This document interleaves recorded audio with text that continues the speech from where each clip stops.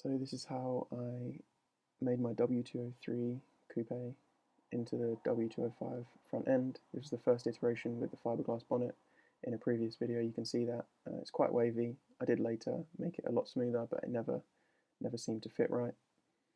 So I decided to get the w205 bonnet and try and fit that up to the w203 car. As you can see, it was too big, both on the edges and where the windscreen meets the bonnet. So I had to trim that down, both the top skin and the underskin, and mount that to w203 mounting points. And this is basically how I did that. This is the finished product, so it looks quite good.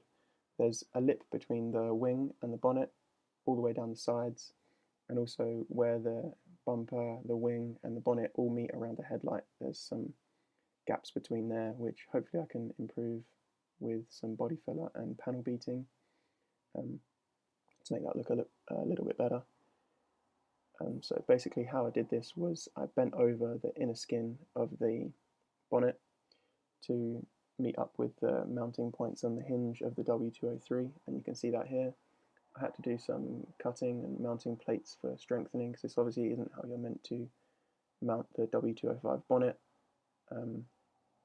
Yeah, and then I went on to making the gas strut mounting point, which is just a little ball that basically is riveted onto the W205 bonnet. I did that both sides, and it seems pretty strong so far. Then I had to do the latching point of the W203 latches on the W205 bonnet, which basically involved this plate that extended backwards to the right position. So I also had to mount the secondary latch, which basically just bolted straight into where the previous one was, because there was enough space, and then extend the latching point on the slam panel, which was done with these two bolts.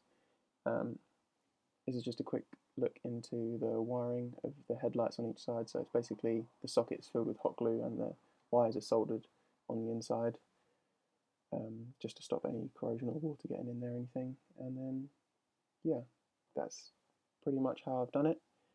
I'm quite happy with the results, considering all the knowledge that I had and the tools that I used was basically an angle grinder and a hammer and a drill. So it's a pretty good looking result, considering that.